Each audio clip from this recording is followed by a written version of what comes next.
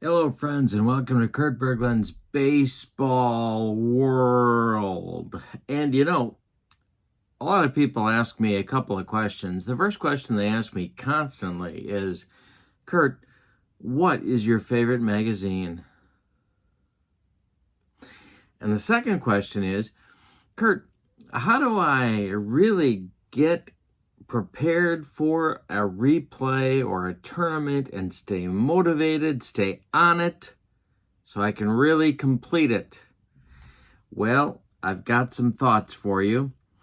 And this video is going to be about really doing a level of preparation that's going to get you feeling like you're ready to do a replay or a tournament, get familiar with the teams, and then keep motivated throughout the project, hopefully to completion. So I have a number of things I want to show you, but really everything starts with a media guide. For me, I can't get into a replay or spend any significant amount of time with a team without one of these. There's information, there's stats. You can find the stats online, but I like books. And I know that makes me old, but I do like books. I like pages. I like pictures. I like pictures of the players. And there's stuff in a media guide that you can't get online. There's streaks and just everything at your fingertips, plus an overview of the season, plus a game-by-game recap of the season. There's a lot of good stuff in these, and it's my starting point. If I can't find one, I don't really get into a team.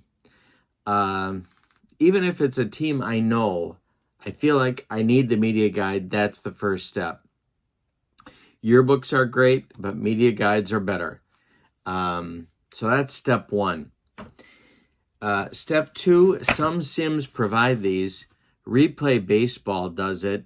If you're working with a particular season, they'll give you a yearbook of sorts that goes through a guide of the season, gives you transactions. Replay supports the replayer as well, maybe better than any sim I can think of. Love these books. Big fan. But if you're not using a sim that has that, you can find other books like this one, the 1994 Bill James Player Ratings book, which I'm going to be using with that Tigers replay that I'm about to start. I've also ordered the Scouting Report book for 1994 because it covers the previous year, 1993, and is going to tell me about all the players that many of whom I remember, some I don't.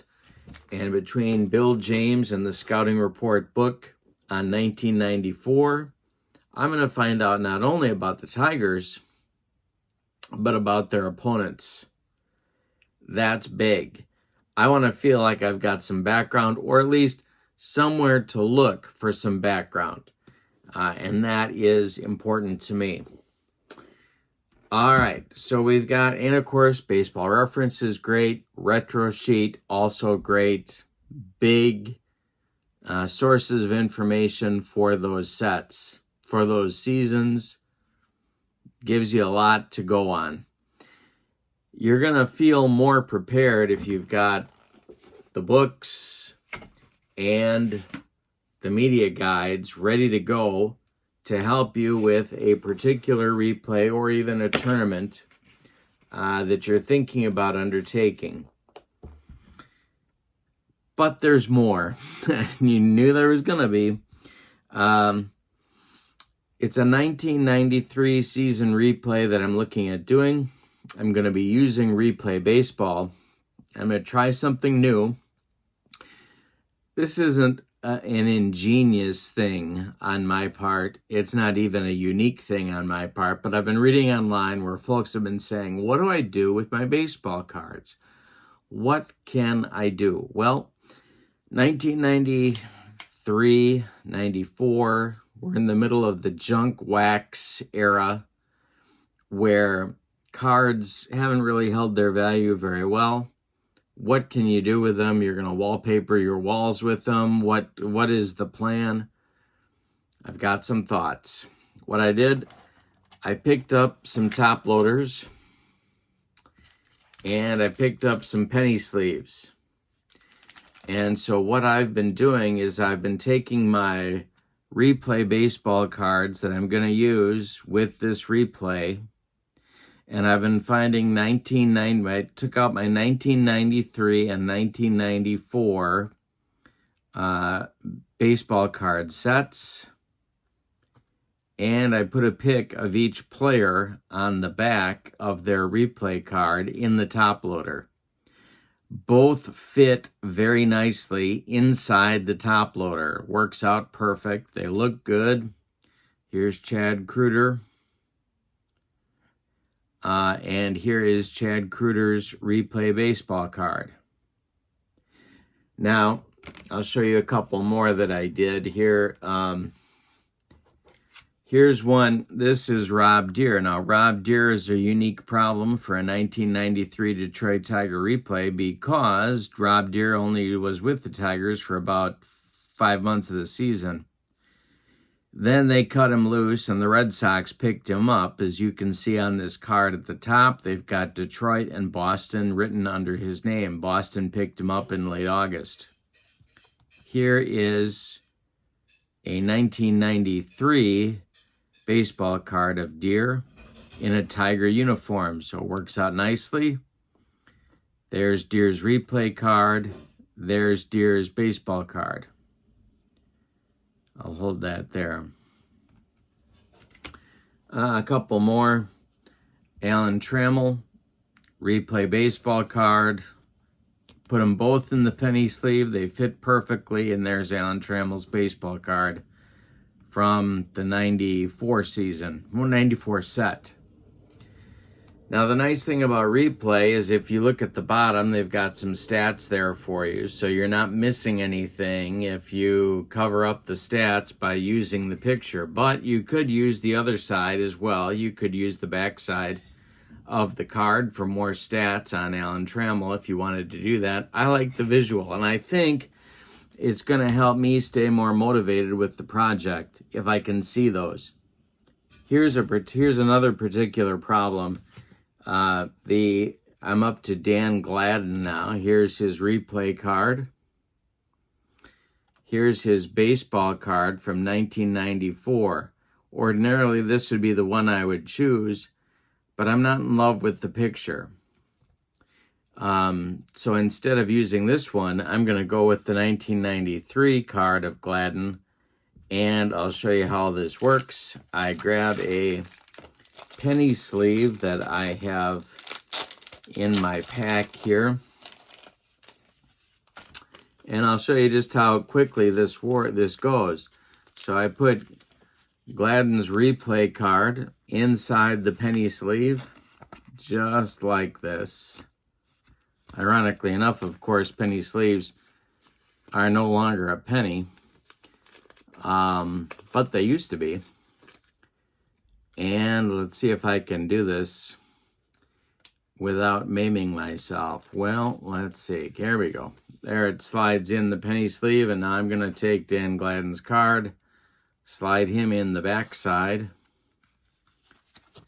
just like that. And now both cards, the replay card as well as the baseball card, are inside the penny sleeve. But we're not done there. Now we're going to take our top loader, fit both inside the top loader, actually just the penny sleeve that holds both cards. Tap it a few times, or maybe a few more times, and it's just that easy. Your replay card that of the team, I'm going to be using the Tigers, 93 Tigers for the replay. These will be the most handled, and they're going to be inside the top loader, so they're protected that way. Plus, I've got a picture of the player on the back. I think all of that is going to help the motivation. Now, turns out with this particular team, I needed both the 94 set and the 93 set because not every player, I've got a bunch to go here in my replay stack that need to be put into top loaders. But it's going to work great because between the two sets, I'll have all of these players with at least one card that'll go on the back side and then go in the top loader. I don't know, but I think that's going to work. Now, would I do this with a 54 Mickey Mantle? No, of course not. But if I'm doing a more modern replay, easy to do and very inexpensive to find if you don't have them. And I think the visual is going to help me stay on the ball as far as the replay goes. So that's my theory.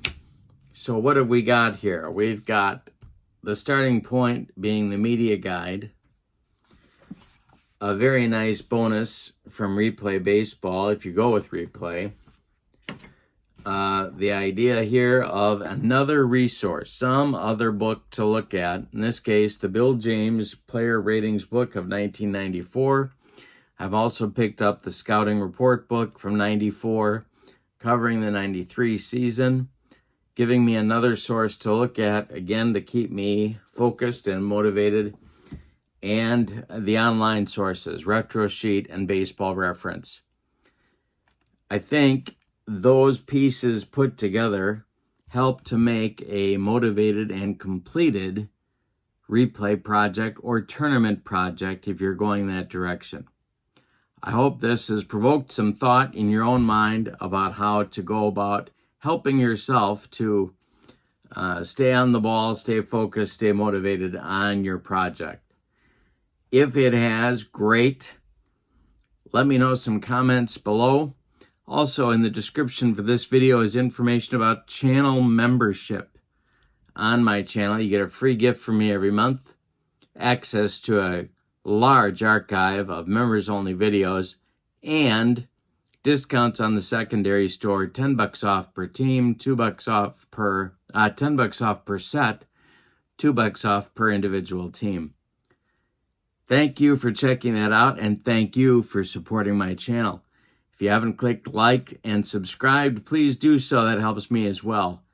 Thank you, and have a great evening. So long, everybody.